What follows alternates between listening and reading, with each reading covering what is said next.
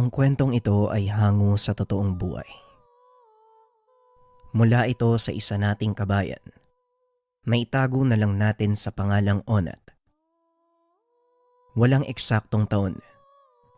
Magalyon Negros Occidental. Sa bawat pamayanan, may kwento ng isang nilalang na kinakatakutan o hindi kaya naman kinagigiliwan. Meron ding ginagalang dahil ito ang nagsisilbing tagabantay ng kanilang gubat o hindi kaya naman nagpapayabong ng ani. Ang kwentong inyong matutunghayan ay tungkol sa isang nilalang na walang sino man ang nakakakilala.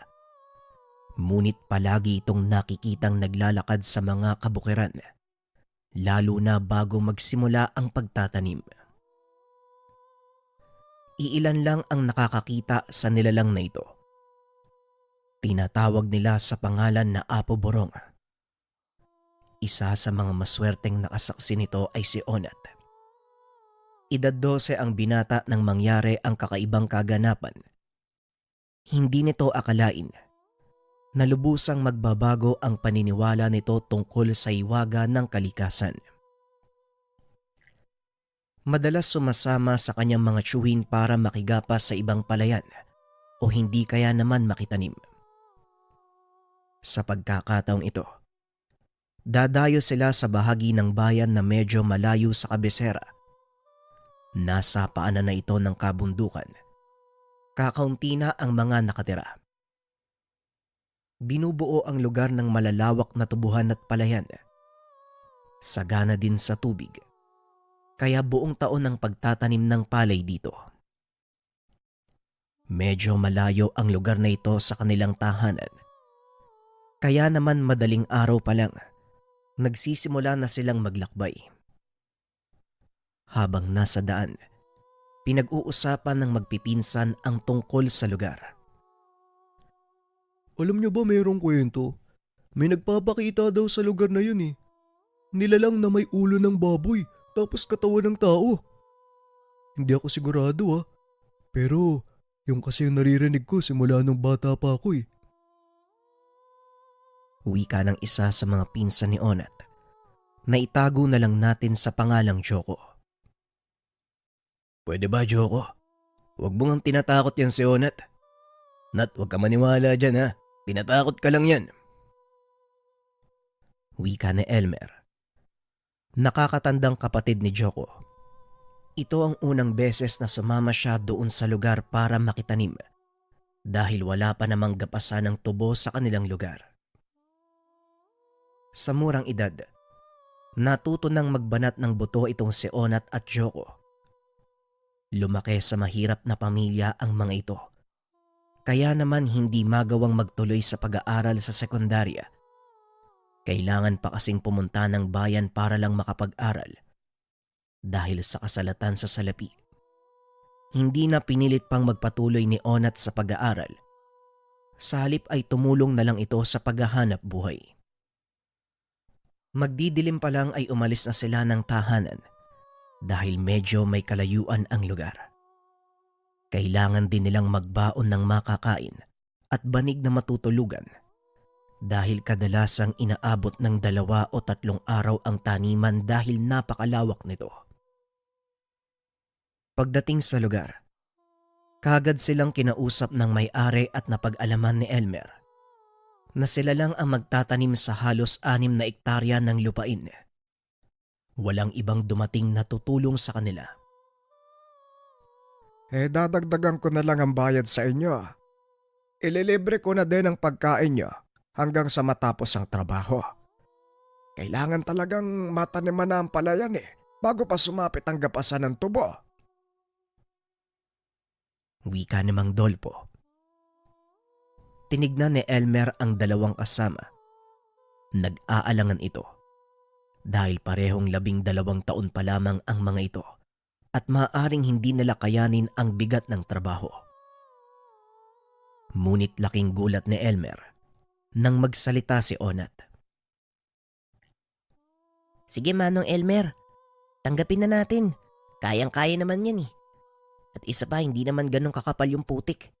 Hindi naman tayo mahihirapang gumalaw dito. Wika ni Onat. Pinasegunda naman ito ni Joko. Oo nga naman Manong Elmer. Kaya namin yan ni Onat. Kami pa ba? Wika ni Joko. At dahil sa pumayag na ang dalawang binata, wala na ring nagawa si Elmer kung hindi tanggapin ang alok sa kanila. Sige po Manong, payag kami. Kailangan na po naming simulan ng trabaho. Baka abutin kami ng siyam-siyam eh. Tugon ni Elmer. O siya, sige, magsimula na kayo. Maghahanda na ako ng agahan na. Ikaw nang bahala, Elmer. Alam mo na kung anong dapat unahin. Wika ni Mang Dolpo. Kagad na ding umuwi. Nang wala na ang matanda, kinausap ni Elmer ang dalawa. Uy, sigurado ba kayong kaya natin to? Mamaya mapaya tayo dito ha. Wika ni Elmer. Napangiti naman si Onat at tumugon. Kaya yan, Manong. Sisiw lang naman yung pagtatanim eh. Mas madali naman to kaysa sa paggagapas ng tubo. Tara na, Joko. Hakutin na natin yung mga isasaboy na binhi. Wika ni Onat. Napakamot na lang sa ulo ang binata sa sinabi ng pinsan. Lalong nagulat nang makita kung gaano kabilis magtrabaho ang dalawang paslit. Gamay na gamay ng mga ito ang pagtatanim ng palay na para bang naglalaro lang sila. Habang ginagawa ito, tanghali na ng mga sandaling iyon at parang hindi nakakaramdam ng pagod ang dalawa. Samantalang si Elmer, nakasilong na lang sa lilim ng puno ng mangga. Hanga ito sa lakas ng dalawang paslit. Nagawa nilang makalahati ang trabaho sa loob lang ng buong maghapon. Kasalukuyang nagpapahinga ang mga ito nang dumating si Mang Dolfo. Maging ang matanda ay nagulat sa naging resulta ng trabaho ng tatlo. Aba, talagang maaasahan kayo sa trabaho ha. Mukhang hindi naabuti ng 3 araw ang pagtatanim nyo. Wika ni Mang Dolpo. Kahit ako po hindi makapaniwala sa ginawa ng dalawang to eh. Ang galing pala nila magsaboy ng palay. Tignan niyo po, walang bakante. Tugon ni Elmer. Habang pinagmamasdan ang dalawang naguhugas ng kanilang katawan sa irigasyon. O siya, pagkatapos nyo maghugas ng katawan, ayain mo yung dalawa mong kasama ha. Doon na kayo kumain ng hapunan sa bahay. Muling wika ni Mang Dolpo. Kagad na ding sumunod ang tatlo. Pagkarating sa tahanan, hinaina ng merienda ng asawa ni Mang Dolpo ang panauhin. Habang kumakain, hindi naman maiwasan ng dalawang matandang tanungin ang mga ito tungkol sa kanilang mga magulang. Hindi naman nagdalawang isip na sumagot ang tatlo at lalong humanga ang mag-asawa sa narinig ng mga ito. Maswerte kayo ha, dahil nagkaroon kayo ng malakas na pangangatawan. Kaya gamitin nyo sa maayos na paraan. Huwag nyong aabusuhin. O siya, mukhang handaan na yung iba pang pagkain. Tara na, at nang makapagpahinga na kayo. Wika ng matanda. Matapos kumain ay kagad bumalik ang tatlo sa ginawang tolda sa tabi ng palayan. Dahil tatlo lang silang nagtatrabaho, minabuti ni Elmer na doon matulog kung saan nakalagak ang sako ng mga binhi. Uso din kasi ang nakawan nito sa lugar. Ayon kay Mang Dolpo, ilang beses na itong nangyari sa kanya. Kaya nagpresenta si Elmer na bantayan ang mga binhi. Nakaiga na ito ng mga sandaling iyon, habang ang dalawang kasama nakaupo sa ilalim ng puno at nag-uusap. Dahil sa pagod kagad nakatulog si Elmer. Ilang segundo ang nakalipas. Nahiga na din sa tabi nito ang nakababatang kapatid na si Joko. Samantalang si Onat naman, nanatiling nakaupo sa ilalim ng puno habang pinagmamasdan ang langit na puno ng bituin. Sa hindi inaasahang pagkakataon, may isang imaheng dumaan sa kanyang harapan. Kinusot pa ng binata ang kanyang mata sa pag-aakalang bunga lang ito ng antok. Ngunit nang muli itong dumilat, naroon pa rin ang nilalang. Tila marahan itong naglalakad patawid sa malawak na palayan. Dali-daling nilapitan ni Onat ang dalawang pinsan para gisingin. Ngunit napakaimbing ng tulog ng mga ito. At kahit anong gawin niyang pagyugyug, hindi na sumasagot ang dalawa. Dahil sa takot hindi na muling lumabas pa ng tolda si Onat, pinilit na lamang makatulog. Kaso nga lang habang nakaiga, hindi na mawala sa isipan nito ang malaking figura ng nilalang na nakitang naglalakad sa gitna ng palayan. Halos hindi makatulog si Onat ng gabing iyon. Kaunting kaluskus lang ay nagigising ito. Napapatingin sa labas ng tolda. Kinabukasan, maagang nagising ang dalawang pinsan. Laking gulat ni Elmer nang makita ang malalaking bakas ng paa sa gawing dulo ng taniman. Mabuti na lang, hindi pa nasasabuyan ng binhi ang gawing iyon. Kaya naman wala silang naging problema. Ilang sandali pa ay nagising na din si Onat. Kasalukuyang nagpapakulo ng tubig para sa kape ni Elmer. Naupo si Onat sa tabi ni Joko. Kaagad namang tinanong ni Elmer ang pinsan. Onat, napansin mo ba kung anong hayop yung dumaan dun sa gawing dulo ng taniman? Kaninong kalabaw kaya yung dumaan dun? Wika ni Elmer. Nakatulala lang si Onat ng mga sandaling iyon dahil na din sa kakagising pa lang nito. Hindi pa nababalik sa tamang wisyo ang isipan.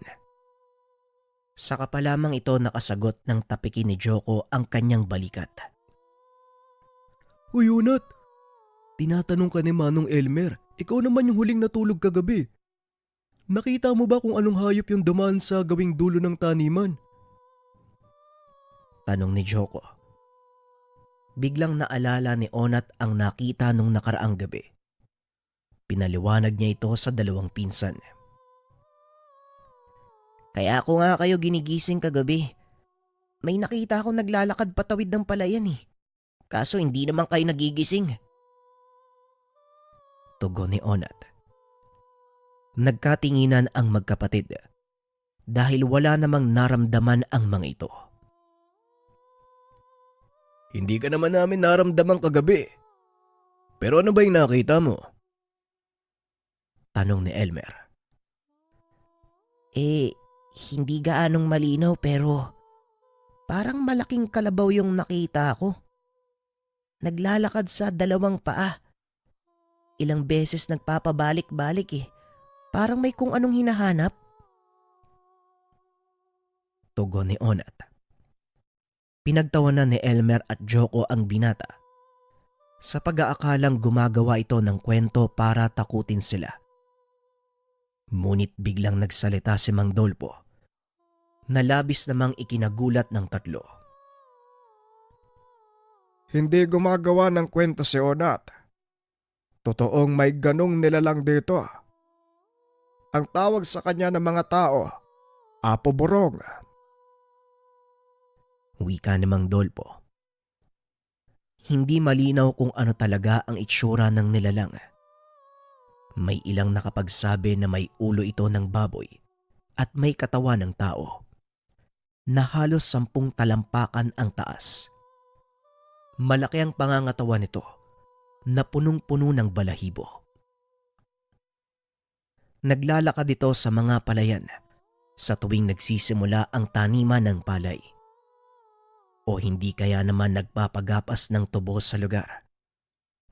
Sinasabing nagdadala ng swerte ang nilalang na ito sa mga taong naniniwala sa kanya. Kamalasan naman sa mga taong gusto siyang saktan. Ayon kay Mang Dolpo, Sa kabila ng laki ng katawan at nakakatakot na itsura nito, napaka-mahinahon ni Apo Borong. Hindi ito namiminsala kahit ng pinakamaliit na insekto sa paligid. Kung ganun, totoo po yung sinasabi ni Onat sa amin. Tanong ni Elmer. Ang pagpapakita ni Apo Borong ay may dalang mensahe na kailangang unawain ng lahat. Kung totoong nakita ng pinsan mo si Apo Borong sa umpisa ng pagtatanim ng palay, nangangahulugan ito ng magandang ani.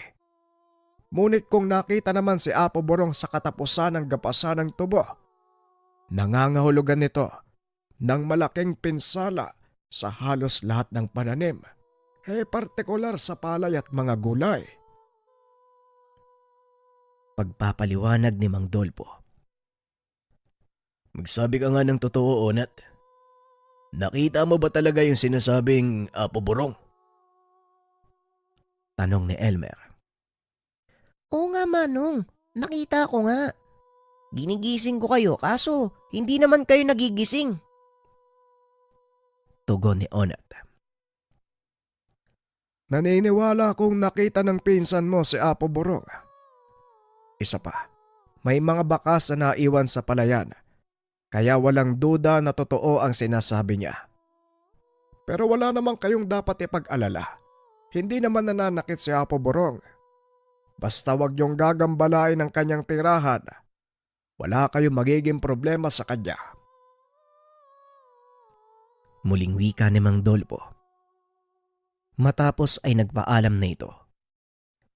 Kagad nang ipinagpatuloy ng tatlo ang kanilang gawain. Pagsapit ng hapon, nagawa nilang tapusin ang natitirang kalahati ng taniman. Hindi makapaniwala ang matandang may-ari ng taniman na magagawa nilang tapusin ang trabaho sa loob lang ng 2 araw. At dahil kailangan ng umuwi, doon na nagpalipas ng gabi ang tatlo sa ginawang tolda. Lingid sa kaalaman ni Mang Dolpo na may hindi magandang binabalak si Elmer. Nang mga sandaling iyon, nanatiling gising si Onat sa pagbabakasakaling muling makita ang sinasabing Apo Borong. Hindi nga nabigo ang binata dahil sa kalagitnaan ng pagbabantay nito. Muling nagpakita ang nilalang.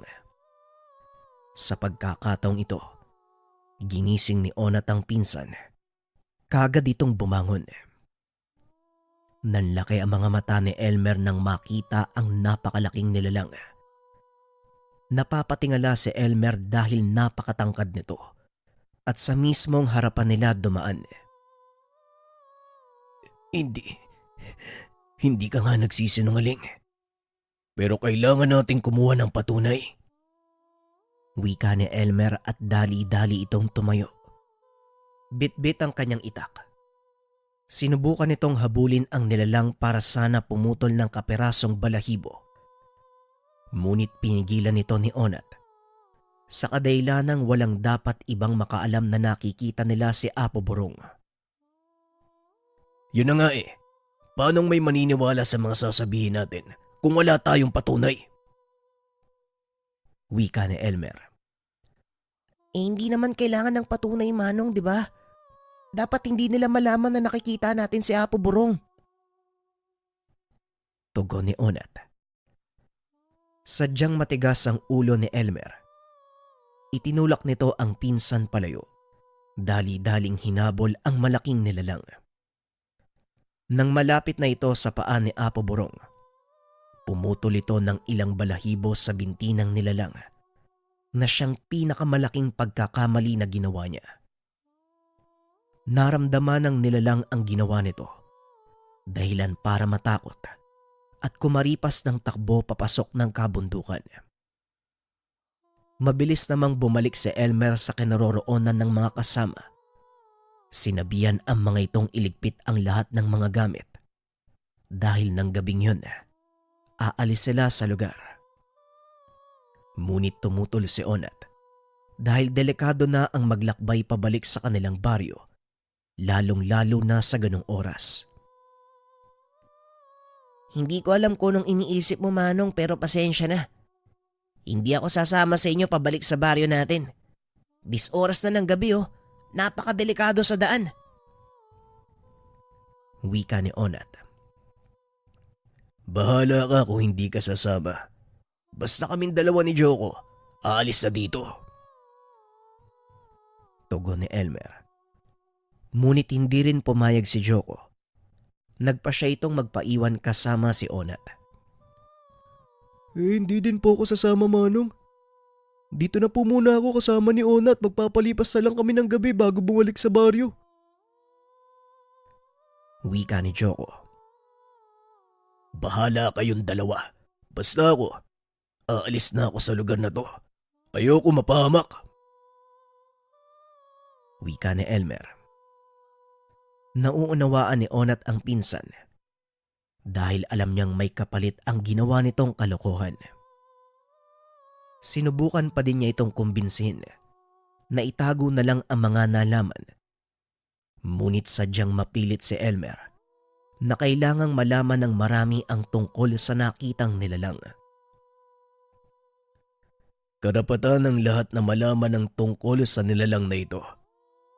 Paniguradong kikita ako ng malaki sa oras na mapatunayan ko sa lahat na totoo ang sinasabing Apo Burong. Wika ni Elmer. Nung gabing yon ay umalis siya sa lugar. Kinabukasan maagang nagpaalam sina Onat at Joko sa matanda na babalik na sila sa kanilang baryo.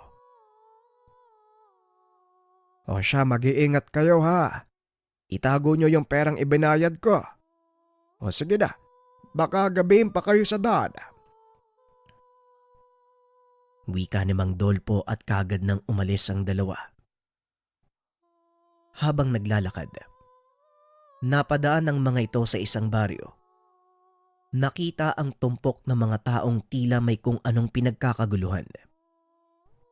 Dahil medyo malayo pa ang kanilang bayan, nagpasya ang dalawang maghanap muna ng makakainan.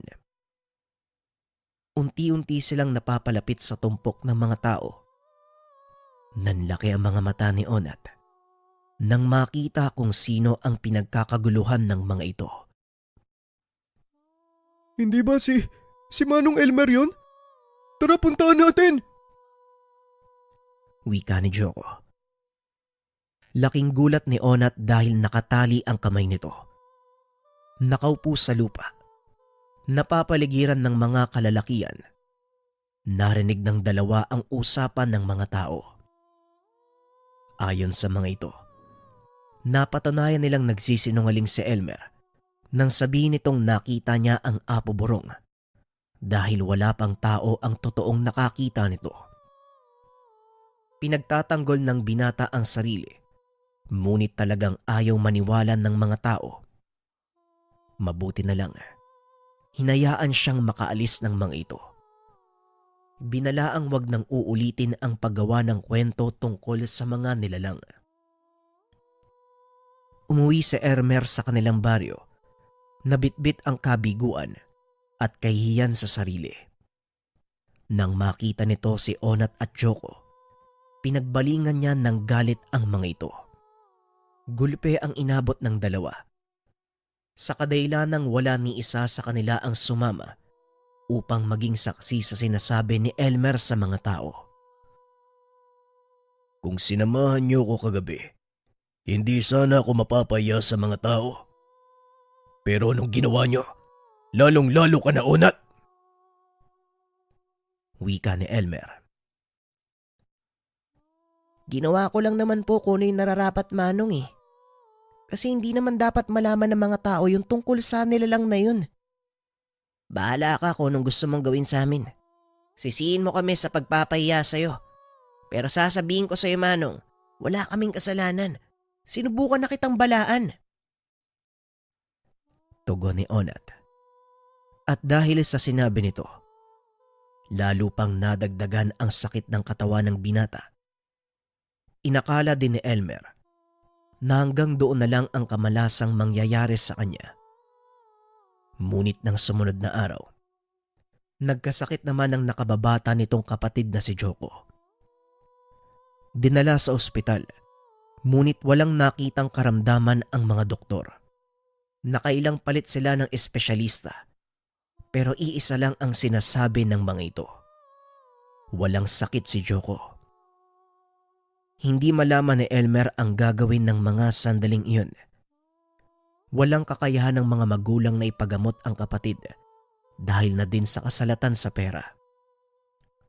Maging sina Onat, wala ring magagawa sa ganong sitwasyon. Hanggang sa naisip nito ang ginawa ni Elmer. Nang mga sandaling iyon, mag-isang nakaupo ang pinsan sa sulok. Pinili nitong kausapin ang binata. Manong, alam kong hindi ka makikinig sa sasabihin ko. Pero ikaw na mismo nakasaksi. Binalaan na kita nung una pa lang kaso itinuloy mo pa din eh. Bakit kaya hindi ka mangingi ng tawad kay Apo Borong? Baka sakaling gumaling si Joko. Wika ni Onat. Ngunit gaya ng inaasahan, nagbatigas ang pinsan. Paano ako makakasiguro na siya nga ang may gawa nito? Kung sakali man, bakit ako papatawarin ng nilalang na nilapastangan ko? Tanong ni Elmer. Wala namang mawawala kung susubukan mo, Manong eh. Payo ko lang naman sa iyon bilang pinsan mo nag-aalala din kay Joko. Nasa inyo naman po kung susundin nyo o hindi. Muling wika ni Onat. Matapos ay kagad itong umalis. Lingid sa kaalaman ni Elmer na bago pa siya kausapin ni Onat, naisip na nitong puntahan ang nilalang. Hindi alintana ng binata ang layo at ang panganib ng daanan para lang mailigtas ang buhay ng pinsan. Sinuong nito ang matarik na burol. Nagtataas ang mga talahib para lang marating ang kinaroroonan ni Apo Borong. Sa pag-asang muli niya itong makita at hilingin ang kagalingan ng kanyang pinsan. Habang nasa daan, walang tigil ang pagdarasal ni Onat na sana ay makita niya ang nilalang nang sa ganon ay mapagaling nito ang kanyang pinsan. Sa kasamaang palad, nadulas ang binata. Tumama ang ulo nito sa matigas na bagay. Nawalan ng malay at nagpagulong-gulong sa bangin. Nang magkamalay si Onat, nasa gilid na ito ng siga. Inikot pa ang tingin. Napansin ng binatang nasa loob siya ng isang malaking yungib. Mabuti naman at gising ka na. Huwag ka munang kumilos dahil hindi pa magaling ang pinsala sa binti, pati na rin sa iyong braso. Wika ng boses na nakaupo sa madilim na bahagi ng yungib. Kung sino ka man, maraming salamat sa tulong mo ha. Pero kailangan ko nang magpatuloy sa paglalakad eh. Kailangan kong makita si Apo Borong. Tugon ni Onat habang pinipilit ang sariling tumayo. Apo Borong, ano ang kailangan mo sa nilalang na yon? Bakit ganyan ang iyong determinasyon na makita siya at makausap? Tanong ni Apo Borong. Walang alam si Onat. Nakausap niya na mismo ang nilalang na hinahanap. Kailangan kong humingi ng kapatawaran sa kanya eh. Saka hilingin na pagalingin yung pinsan ko. Tugon ni Onat. Bakit mo kailangang humingi ng kapatawaran? May ginawa ka bang pagkakasala? Muling tanong ni Apo Borong. Hindi ako yung pinsan kong si Elmer eh. Siya yung may kasalanan. Pumutol siya ng balahibo dun kay Apo Borong. Walang paintulot. Kaya nagkasakit yung pinsan ko dahil sa ginawa niya. Tumawa ng malakas ang nilalang at muling nagtanong.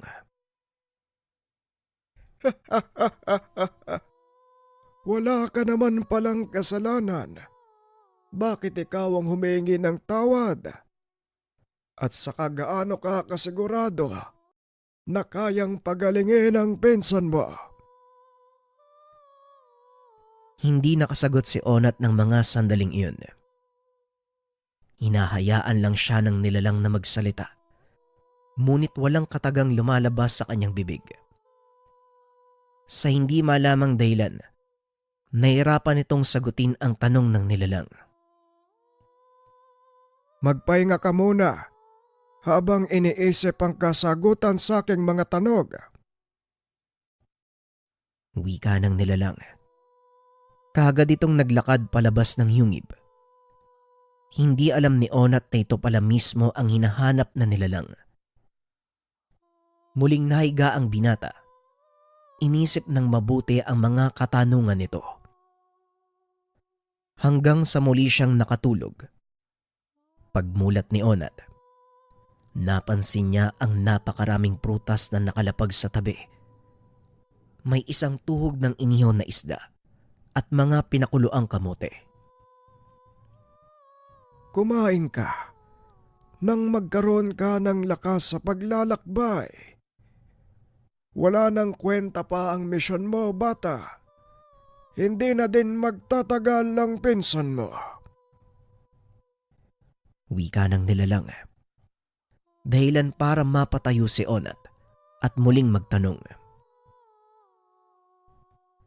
Anong ibig mong sabihin? Paano walang kwenta?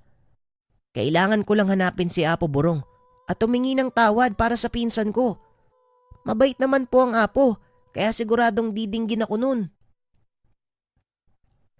Tugon ni Onat. Tumawa ang nilalang dahil napaka-inosente ng sagot nito. Hindi mo alam ang sinasabi mo. Bakit? Nakasalamuha mo na ba ang nilalang na yon? Para sabihin sa akin na mabait siya. Tanong ni Apo Borong. Hindi pa. Pero naniniwala ako sa kwento ng mga nakakatanda. Ang sabi nila, nagbibigay daw ng swerte si Apo Borong sa mga taong naniniwala sa kanya. Naniniwala naman ako sa kanya. Ako lang yung tanging nakakita kung saan siya dumaan sa palayan ni Mang Dolpoy. Wika ni Onat. Tumahimik ang nilalang ng ilang segundo at muling sinabihan si Onat na kumain. Kumain ka na nang makabawi ng lakas. Alam kong malayo pa ang lalakbayin mo at kailangan mo ng enerhiya para gumaling ang mga sugat mo sa katawan. Muling wika ng Apo. Kaagad na itong tumayo. Minsan ay hindi nakita ni Onat ang mukha nito. Ngunit sa hindi malamang dahilan, walang nararamdamang takot ang binata sa nilalang. Matapos kumain ay muling natulog si Onat. Paggising nito, nabalot ng mga dahong gamot ang kanyang braso at binti. Inikot niya ang tingin sa paligid. Napansing wala na ang nilalang. Nagip ng tingin nito ang isang sanga na tila sinadyang gawing saklay. Marahang tumayo si Onat at dinampot ito. Kagad lumabas ng yungib ang binata. Napagtantong ang lugar na kinaroroonan. Hindi kalayuan sa taniman ni Manong Dolfo. Naglakad ito pababa ng burol. Nakita niya ang matanda doon sa palayan. Nanlaki ang mga mata ni Mang Dolfo nang makita si Onat na naglalakad sa pilapil. Dali-dali nitong inalapag ang kanyang buslo. Inalalayan si Onat. Anong ginagawa mo dito, Onat? Anong nangyari sa'yo? Tanong ni Mang Dolfo. Hindi ko rin po alam kung paano ako nakarating sa lugar na to, Manong. Naparito po ako dahil gusto kong kausapin si Apo Borong. Sana po pagalingin niya yung pinsan ko. Tugon ni Onat. Pagalingin. Bakit? Ano bang nangyari sa pinsan mo? Muling tanong ni Mang Dolfo. Nagkasakit po siya. dahil sa kagagawan ng nakakatanda niyang kapatid. Nilapastangan ni Manong Elmer si Apo Burong sa pamamagitan ng pagputol ng balahibo nito sa binti. Bilang patunay sana na nakita namin yung nilalang. Kaso ang naging kapalit naman, yung pagkakasakit ni Joko. Tugon ni Onat. Ganun ba? Paano ka naman nakakasiguro na si Apo Burong nga ang may gawa nun? Muling tanong ni Mang Dolpo. Sa pagkakataong iyon ay hindi naman makasagot si Onat. Napangiti ang matanda at muling nagsalita. Alam mo, Onat, kung minsan tayong mga tao, sinisisi natin ang mga bagay na nangyayari sa atin sa mga elemento, lalo na kung hindi maipaliwanag ng ating siyensya. May sasabihin ako sa iyo at sana unawain mong mabuti. Hindi si Apo Burong ang may gawa nito sa pinsan mo, kundi ang pinsan mo mismo. Si Elmer. Siya ang nagdala ng sumpa sa kanyang kapatid. Wika ni Mang Dolfo. Nanlaki ang mga mata ni Onat sa sinabi ng matanda. Lalong gumulo ang isipan nito dahil hindi niya lubos maipaliwanag ang dahilan kung paanong si Elmer ang nagbigay ng sumpa sa kanyang kapatid. Pero, paano naman po mangyayari yun, Manong? Wala naman po. Biglang natigilan sa pagsasalita si Onat dahil naalala nito ang ginawa ni Elmer. Alam ni Mang Dolfo na napagtanto ng bata ang nangyari. Alam kong nauunawaan mo kung ano ang ibig kong sabihin. Ngayon humayo ka at bumalik sa iyong mga kaanak. Kausapin mo sa Elmer.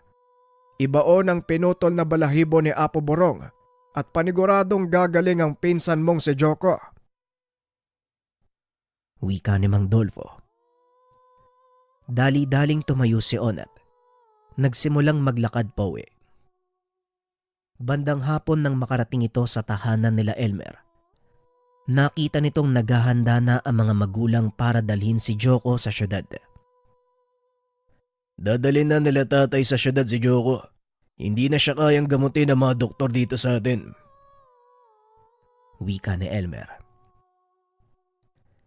Hindi na kailangan dalhin pa si Joko sa syudad. Alam ko na ang paraan para magamot ang sakit ng kapatid mo, Manong. Tugon ni Onat. Napalingon naman si Elmer. Nagtaka sa sinabi nito.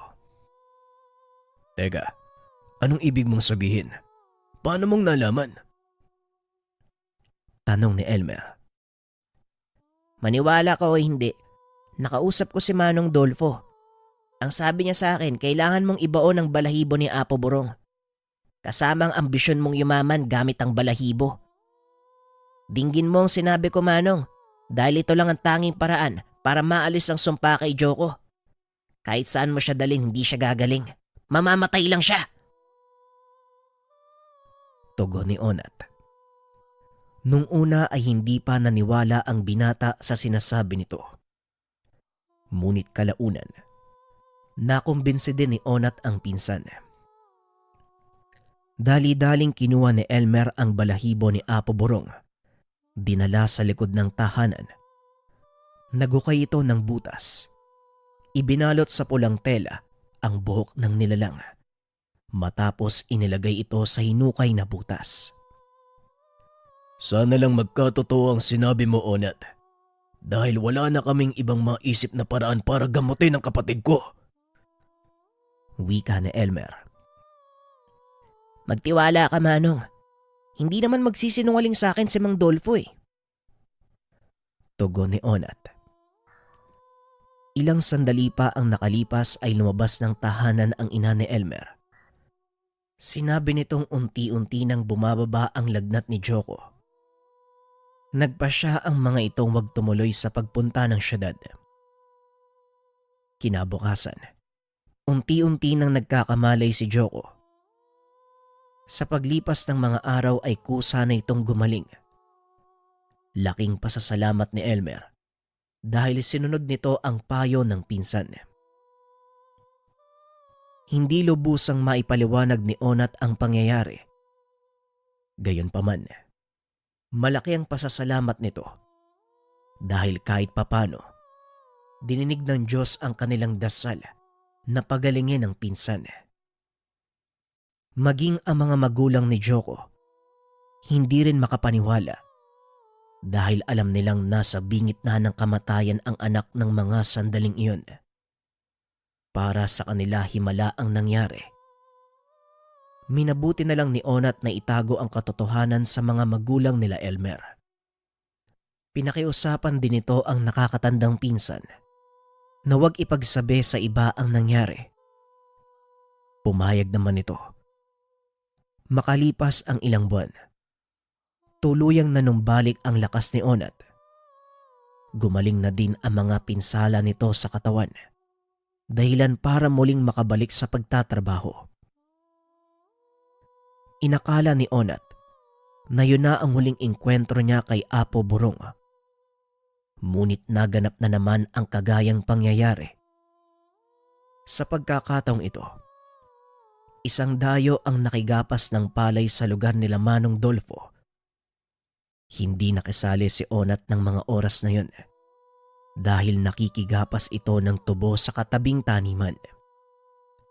Nakaugalian ng mga taga roon na magpainom sa mismong palayan sa tuwing matatapos ang matagumpay na ani ng mga sandaling iyon. Tapos na din ang araw ng trabaho ni Onat, kaya pinili nitong makisaya sa mga tao.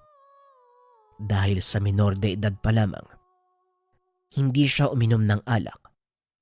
Sa halip ay binusog nito ang sarili sa handang pagkain. Habang masayang nag-iinuman ang lahat, muli niyang nasipat si Apo Burong na dumadaan.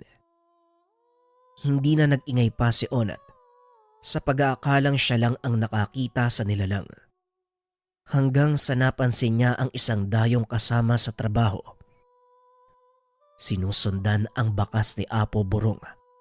Bit-bit ang kanyang panggapas ng tubo. Hindi na siya nagsayang pa ng oras. Mabilis itong sinundan ng lalaki upang pigilan sa anumang binabalak nito sa nilalang. Ilang minuto pa, narating nito ang yungib kung saan siya dinala ng nilalang noong nahulog siya sa bangin. Saka pa lamang napagtanto ng binata na ang nakausap nitong nilalang sa loob ng yungib walang iba kung hindi si Apo Burong. Dali-daling pumasok ang lalaki sa yungib. Kagad namang sinundan ni Onat. Marahang naglakad ang lalaki papalapit sa nooy nakatalikod na nilalang. Laking gulat ni Onat nang biglang undayan ng taga ng lalaki si Apo Burong sa liig gamit ang kanyang panabas na tubo. Mabilis na kumuha ng bato si Onat at binato ang lalaki. Swerte namang tinama nito sa ulo, dahilan para mabitawan nito ang espading. Dali-dali niyang nilapitan ang lalaki, paulit-ulit na sinipa. Hindi naman makagante ang lalaki. Patuloy siyang nahihilo sa tama sa ulo. Nakakita ng pamalo si Onat. Nagawa siyang hampasin ito sa ulo, dahilan para tuluyang mawalan ng malay ang lalaki. Maraming salamat, bata. Kung hindi ka dumating, malamang patay na ako. Wika ng nilalang. Alam ni Onat na kaya nitong makaligtas sa anumang ataking ibigay sa kanya dahil na din sa kakaiba nitong katangian bilang elemento. Wala kang dapat ipagpasalamat. Alam ko naman na kaya mo siyang pigilan eh. Pero inantay mo talaga akong kumilos. Bakit? Tanong ni Onat.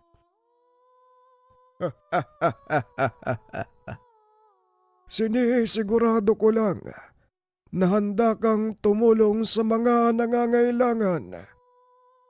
Sinukat ko din kung karapat dapat ka sa ipagkakaloob ko sa iyo. Tugon ni Apo Burong. Ayon pa dito, sinadya niyang magpakita dahil alam niyang si Onat lang ang may kakayahang masipat ang kanyang pagdaan. Ngunit hindi nito inaasahang darating ang isang panauhin. Pagsubok. Bakit naman po? Ano po ba yung ibibigay niyo sa akin? Tanong ni Onat. Isang mahalagang bagay na walang sino man nang maaaring makalam. Tandaan mo. Tandaan mo ang sasabihin ko sa iyo. Gamitin mo ang bagay na ito sa kabutihan at hindi para sa pansariling kapakanan. Tugon ni Apo Burong. Inilabas nito ang maliit na sisidlan na gawa sa balat ng hayop. Inilapag ito sa harapan ni Onat. Nanlaki ang mga mata ng binata nang makita kung ano ang laman ng sisidlan. Isa ba to sa mga pagsubok niyo sa akin? Alam kong kapos ako sa buhay. Pero bakit mo naman ako bibigyan ng supot ng ginto? Tanong ni Onat. Tumawa ng malakas ang nilalang. Naupo sa tabi ng binata.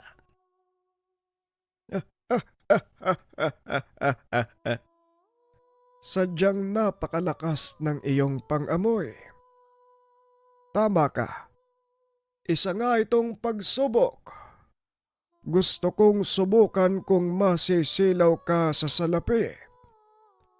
Pero sa halip na kunin ito, hindi mo ginawa. Patunay lang na karapat-dapat ka nga sa kayamanang ito.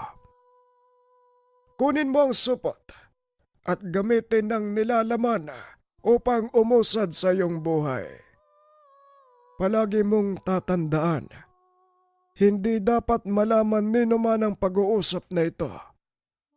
Walang dapat makaalam na may ibinigay ako sa iyo. Sige na, humayo ka at ako na ang bahala sa isang ito. Wika ni Apo Burong. Kagad nang kinuha ni Onat ang supot. Lumabas ng yungib. Hindi magkamayaw ang binata dahil sa wakas, natupad na din ang kahilingan nito na magkaroon ng sapat na halaga upang itaguyod ang sarili at makapagpatuloy sa pag-aaral.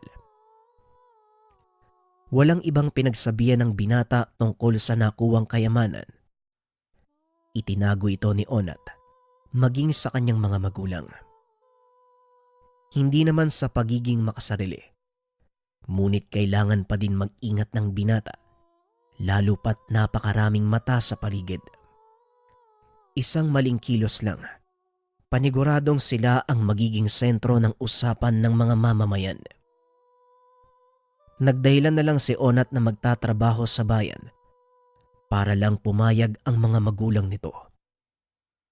Kada linggo, umuwi ang binatang may bitbit na pagkain para sa kanyang ama at mga kapatid.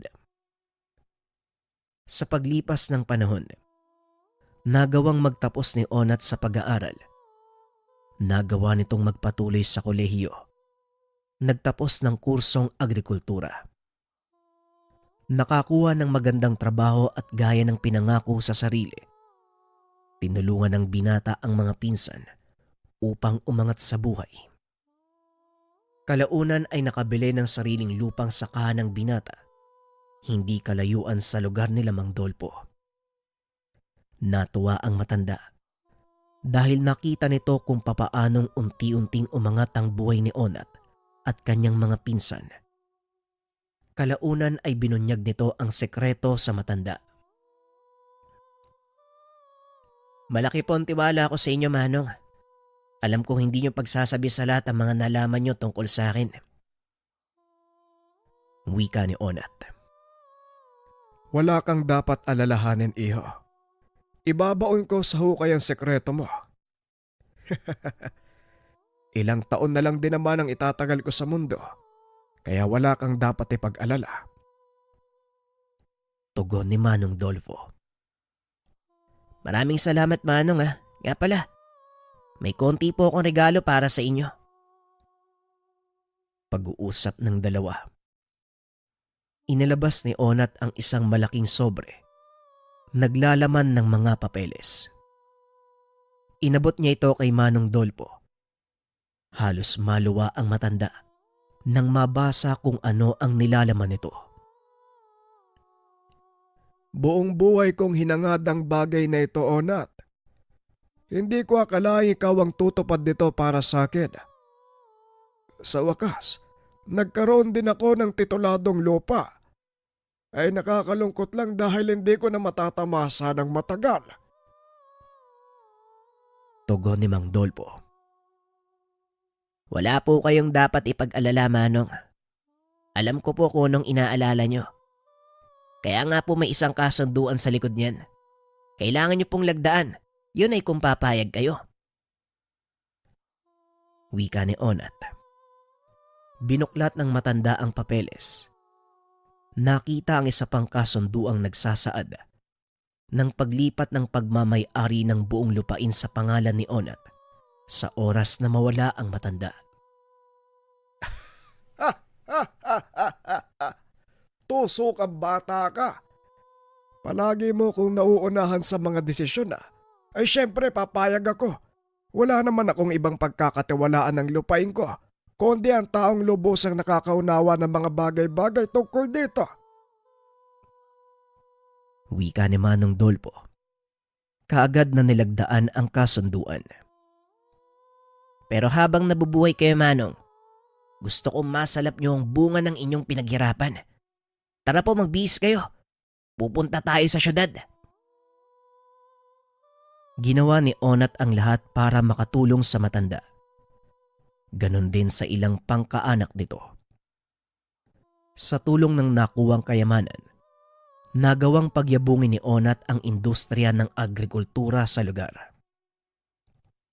Inilaan ng binata ang kanyang buhay sa pagtulong sa mga taga-roon na kahit sa maliliit na bagay lang, nagkakaroon ng kaunting ginhawa ang mga ito. Ramdam ni Onat ang hirap ng buhay sa lugar na yon, lalo pat walang ibang pagkukunan ng pagkakakitaan, kundi ang pakikigapas o pakikitanim sa ibang bukid. Sa tulong ng lokal na pamahalaan, nagpatayo ng kooperatiba ang binatang naglalayong magbigay ng pondo sa mga may hirap nitong kasapi upang magsimula ng maliit na negosyo o hindi kaya naman ipangtustos sa mga gastusin sa kanilang bukid. May mga pagsubok na napagdadaanan ang pamayanan nila Onat, ngunit hindi ito naging hadlang para umusad. Kalaunan, naging mayabong ang kanilang pamayanan. Malaki ang pasasalamat ng mga tao sa binata. Samantalang si Onat naman, bilang pagbabalik ng utang na loob, taon-taon itong dumadalaw sa yungib kung saan nakatira si Apo Borong upang mag-alay ng kaunting makakain. Bagaman hindi na muling nagpapakita sa kanya ang nilalang, alam ni Onat na patuloy siya nitong binabantayan at ginagabayan sa pagkilos na ginagawa. Sa awa ng Diyos, naging matagumpay sa buhay si Onat. Hindi ito nagsawa sa pagbabahagi ng natamong biyaya. Taon-taon ay bumibisita ito sa mga may hirap na pamayanan upang magsagawa ng medikal na misyon. Kinilala din sa lugar si Onat bilang isa sa pinakamayaman at ang kwento ng pagsisikap nito. Nagsilbing inspirasyon ang buhay ni Onat sa mga kabataang kagaya niyang nangangarap na umasenso sa buhay. Isang manunulat ang naglathala ng kwento ng binata sa isang pahayagan, dahilan para kumalat at makarating ito sa iba't ibang panig ng probinsya, kalaunan ay sa ibang bahagi ng bansa. Naitampok pa si Onat at ang kanyang proyekto sa isang sikat na programa sa telebisyon. Ibinahagi ng binata ang kanyang mga sakripisyo at kung paano niyang unti-unting narating ang tugatog ng tagumpay. Ngunit ni minsan, hindi nito binanggit ang tungkol sa naging usapan nila ng kaibigang nilalang.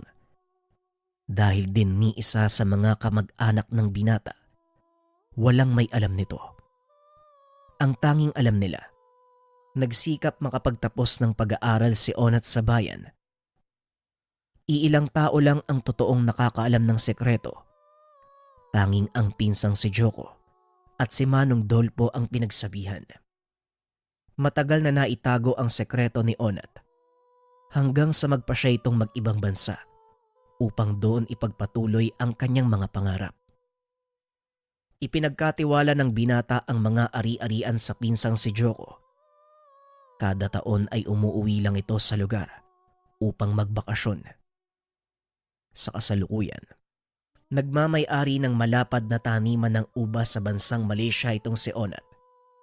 Sa bansang ito siya nakapag-asawa at nagkaroon ng anak. Masasabing naging maswerte sa buhay si Onat dahil pinili nito ang tamang landas. Ang kwento ni Onat naging inspirasyon sa lahat ng mga taga-Magalyon. Nakakalungkot lang na halos hindi na siya kilala ng mga kabataan sa henerasyong ito. Ngunit kung mababasa lang ang mga naisulat tungkol sa kanya, masasabing sadyang dapat tularan si Onat. Bawat isa sa atin, binigyan ng pagkakataong tahakin ng kabutihan at gawin ng tama. Ngunit nasa atin pa din ang pagpapasya kung anong landas ang tatahakin. Ang moral na leksyon na makukuha sa kwentong ito ay hindi paghahangad ng mga engkantong kaibigan na magbibigay sa atin ng isang supot ng ginto. Hindi rin hiniling ni Onat na maging kaibigan niya si Apo Borong, kundi ang pagsisikap at paggawa ng tama para sa kapwa. Dahil walang silbi ang anumang kapangyarihan o kayamanan kung hindi natin alam kung saan ito gagamitin. Palaging tandaan na anumang bagay na gawin, mananatili sa puso at isip ng ating kapwa. Kaya hanggat may pagkakataon, sikapin nating piliin ang tamang landas. Huwag maligaw sa daang tinatahak. Isa lang si Onat sa mga halimbawa ng mga taong binayaan ng magandang kapalaran at tinahak ang tamang daan. Kaya naman nagtagumpay ito sa kanyang buhay. Kung minsan, ang pagkakaroon ng kayamanan ay isang pagsubok sa ating integridad. Kung paano natin ito gagamitin, kung mananatili ba tayong magpakumbaba o mataas ang ere. Ngunit kahit ano pa man ang maging resulta, bunga ito ng iyong mga desisyon. Wala kang dapat sisihin kung hindi ang sarili. Nawa ay nagustuhan nyo ang naging kwento ng buhay ni Onat at ng kanyang kaibigang engkanto. Bagaman hindi malaman kung anong uri ng nilalang, kinilala naman ito sa tawag na Apo Borong. Opinyon para sa kwento, mga kabayan. Sa dulo kasi kung mapapansin nyo, nag-focus yung story sa yung nagpadala ng kwento, nag-focus siya sa kabutihan ng bida or yung mga nagawa niyang kabutihan. Sabihin natin, oo, meron siyang nilalang na nakasalamuha, yung bida natin, naging dahilan kung bakit siya umasenso. Pero siguro ang pinakagustong ipakita nung nagpadala ng kwento yung inspirasyon eh. Sa punot dulo naman, kabutihan ng loob yun ng ibabaw. Saka yung pagiging tapat mo sa kapwa mo. Siyempre, ang pinakamahalaga sa lahat, responsibilidad. Ika nga ng iba, great power comes with great responsibility. Kung gusto mo ng karagdagang lakas sa araw-araw sa buhay, pera, lakas, kayamanan, alam nyo yun, fame, dapat disiplinado ka sa lakas na gusto mong makuha o sa lakas na ibibigay sa'yo. Kasi kung mapapansin nyo, madali magsalita ng dapat ganto, dapat ganyan. Kaso mahirap yan gawin para sa sarili mo. Madalas, namumuna tayo sa mga mas nakakataas sa atin. Ito ay bunga ng mga pagkukulang na nakikita natin sa sarili natin na hindi natin nagagawa. Kaya ang tendency, pupunahin mo yung ibang tao sa meron sila para mapagtakpan yung sarili mong pagkukulang. Pero dito naman, kaya naman umangat yung buhay ng bida eh.